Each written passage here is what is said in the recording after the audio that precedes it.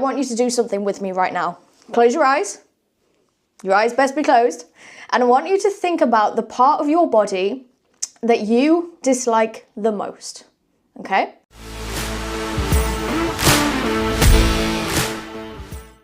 Hello everybody, what is going on? My name is Amy Hollings, you could call me #BassFitAmy, and welcome to episode 3 of the show. So glad you're here today, because we're going to dive into something that I know has been a huge struggle for many of you.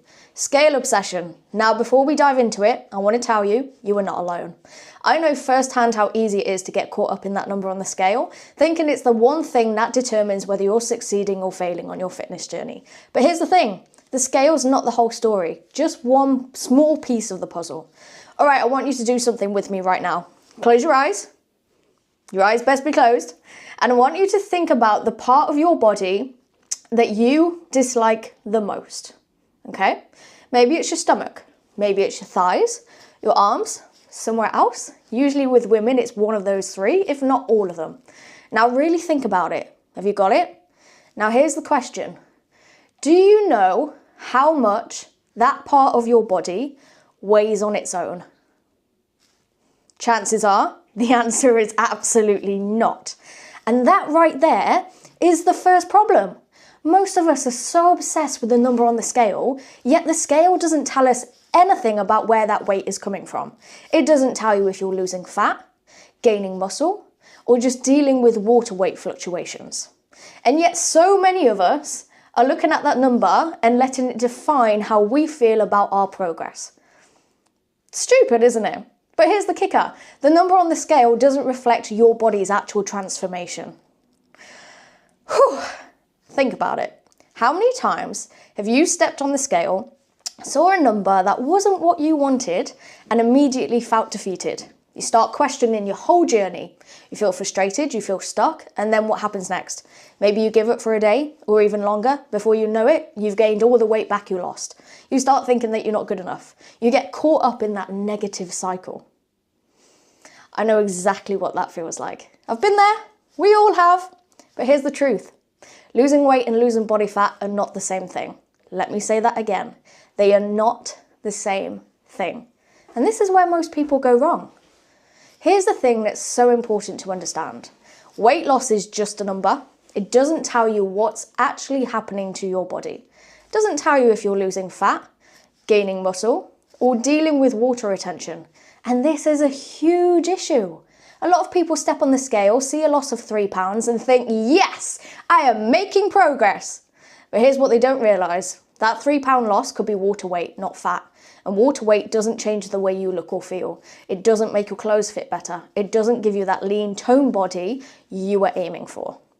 And here's the psychological side of this. The emotional roller coaster that comes with seeing that number fluctuate. We start tying our worth, our success, and even our entire identity to that number. How many of you have stepped on the scale and thought, I've been working so hard, why isn't the scale moving? You feel frustrated, maybe even a little hopeless. You start thinking, what's the point? I've been doing everything right, but the scale says I haven't made any progress. And that's when we start to spiral. Here's where we need to shift our thinking. Body fat percentage is what really matters. Let me explain why. So when you focus on body fat percentage, you're focusing on the actual changes in your body composition. You're seeing whether you're losing fat and keeping muscle, or even gaining muscle whilst losing fat. That's how you truly measure progress. Body fat percentage doesn't fluctuate the way the scale does. It shows you the bigger picture, the changes you can't see just by looking at the scale. So when we focus on the scale, we miss out on the real transformation happening inside our bodies. I want you to think about this for a second. When you lose body fat, you're reshaping your body. That's what we really want, right? We want to see that toned, lean physique. And when you gain muscle, you're improving your metabolism, which helps you burn more calories at rest. This is what body composition is all about. And this is why tracking your body fat percentage, measurements, and progress pictures are the keys to knowing if you're on the right track. Now let's dig a little deeper into the psychology of this, okay? Because I have a psychology degree for this reason. Why does the scale have such a powerful hold on us? Why do we let it dictate how we feel about ourselves? The answer's simple. because we've been conditioned to think that the number on the scale equals success or failure. We live in a society that puts so much emphasis on weight loss. If you're losing weight, you're doing it right. If you're not, you're failing. But here's what's crazy. This mindset creates an endless cycle of frustration and defeat. When we base our progress on a number, we are giving that number control over our emotions, our motivation, and sometimes even our actions.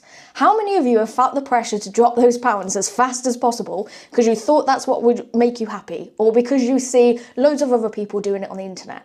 And when the scale doesn't move, or worse, it goes up, you feel like giving up. This is the dangerous cycle of focusing too much on weight loss without considering how we feel, how our bodies are changing, and how we're improving. So let's change that. Instead of focusing on the number on the scale, I want you to think about how your body is actually performing. Ask yourself, am I getting stronger? Are my clothes fitting better? Am I feeling more energized?